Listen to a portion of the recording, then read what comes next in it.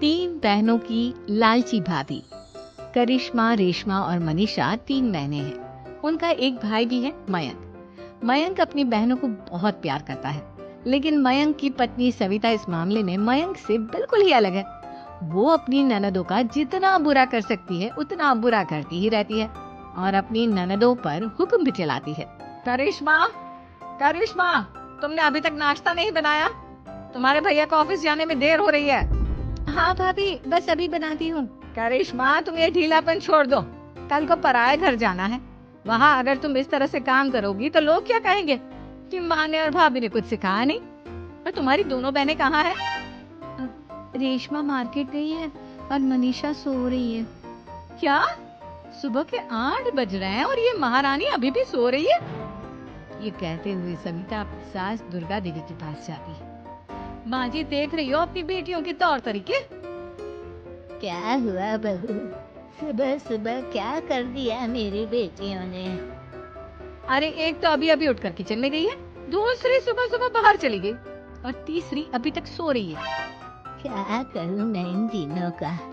मैं तो परेशान हो गई हूँ। जा जाकर उठा उसे और रेशमा से मैं बात करती हूँ। सविता सीधा मनीषा के कमरे में जाती है और उससे कहती है, महारानी, जल्दी उठो, सूरज सर पर आ गया है। भाभी थोड़ी देर और सोने दो ना, मैं रात को लेट सोई थी। क्या ना, यूनिट टेस्ट चल रहा है। शराफत से उठती है या नहीं, या फिर पानी की भरी बाल्टी डालूं तेरे ऊपर? नहीं भाभी, मुझे बिस्तर में नहीं लाना, उठती हूँ मैं। मनीषा जल्दी से उठकर बाथरूम में चली जाती है। सभी आराम से बैठकर नाश्ता कर रहे होते कि तभी रेशमा बाजार से हाथ में सामान लिए आ जाती है। रेशमा को देखते ही सविता उस पर बरस पड़ती है। लो, आ गई महारानी। ऐसा भी क्या सामान लाना था जो सुबह आंख मलते ही बाजार की तरफ रवाना हो गई? भाभी, कल आप ही तो चीख रही थी कि घर का सारा सामान मुझे ही लाना पड़ता है, घर में किसी को भी किसी काम से कोई लेना देना नहीं है। अब मैं बाजार जाकर सामान ले आई तो आपको इस बात से भी तकलीफ हो रही है?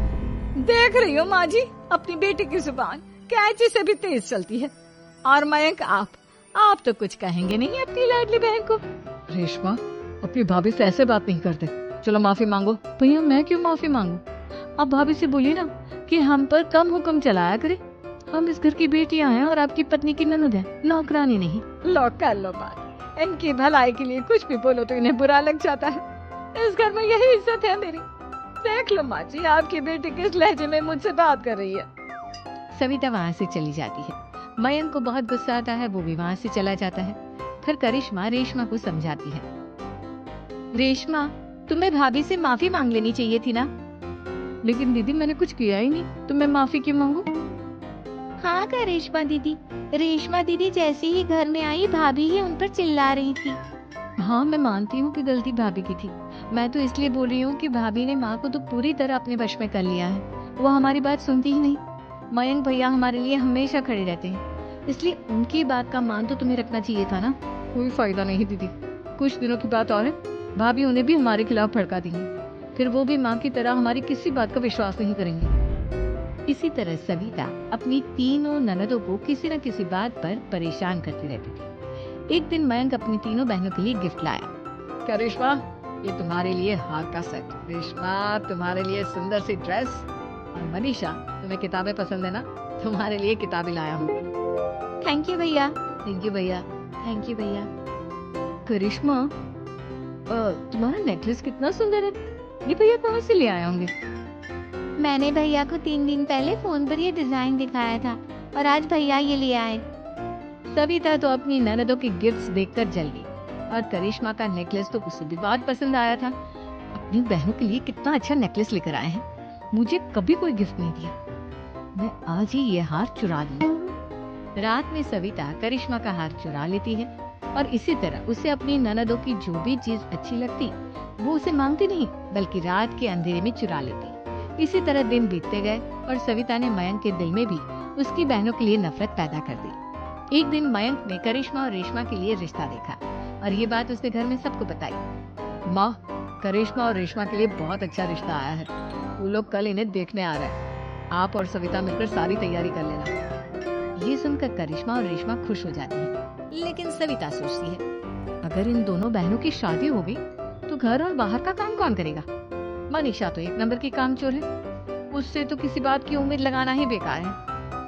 मुझे इस शादी को रोकना होगा। अगले दिन सभी लड़के वालों के स्वागत की तैयारी करने में लगे होते हैं। तभी मयंक अपनी बहनों से आकर कहता है, तैयार हो गए तुम दोनों? देखो दोनों लड़के बहुत अच्छे हैं, मैं कोई कसर नहीं छोड़ना चाहता, इसलिए तुम उनके सामने अच्छे से बिहेव करना और अपनी भाभी से लड़ने मत लग जाना। करिश्मा, तुम वो नेकलेस पहन लो ना जो मैं तुम्हारे लिए लाया था। भैया मैं बहुत देर से वो नेकलेस ढूंढ रही हूँ, लेकिन मुझे मिल ही नहीं रहा। क्या तुमने नेकलेस खो दिया? तुम्हें पता भी है वो कितना महंगा था? तुम कोई काम ढंग से नहीं कर सकते। मयंक गुस्से में वहां से चला जाता है। थोड़ी देर बाद लड़के वाले भी आ जाते हैं। वो दोनों बहनों को पसंद कर लेते हैं और रिश्ता पक्का हो जाता है। लेकिन सविता के दिमाग में तो कुछ और ही खिचड़ी पक रही थी। वो पंडित जी के पास करिश्मा की कुंडली लेकर जाती है और उन्हें पैसे देकर करिश्मा की कुंडली बदलवा देती है। जब लड़के वालों के पास करिश्मा की कुंडली जाती है तो वो दुर्गा को फोन करते हैं। बहन जी, हमने करिश्मा की कुंडली अपने पंडित जी को दिखाई थी। आपकी बेटी की कुंडली नहीं बल्कि दोषों का पिटारा है। देखिए, मैं और मेरे पति इन सब बातों में बहुत विश्वास करते हैं, इसलिए हम आपकी बेटी से अपने बेटे की शादी नहीं करा सकते। इस तरह करिश्मा का रिश्ता टूट जाता है और सभी घर वालों को बहुत दुख होता है। अब कविता सोचती है, चलो करिश्मा का तो रिश्ता टूट गया, अब रेशमा का भी रिश्ता तोड़ना है। क्या करूं क्या करूं? अब सविता आवाज बदलकर किसी अननोन नंबर से रेशमा के होने वाले ससुराल में फोन करती है। हेलो, मैं कौन हूँ कौन नहीं ये आपके लिए जानना जरूरी नहीं। बस इतना सुन लो कि रेशमा का 2 साल से किसी के साथ अफेयर चल रहा है। बस रेशमा का रिश्ता तोड़वाने के लिए सविता का इतना कहना काफी है। अब रेशमा का भी रिश्ता टूट गया।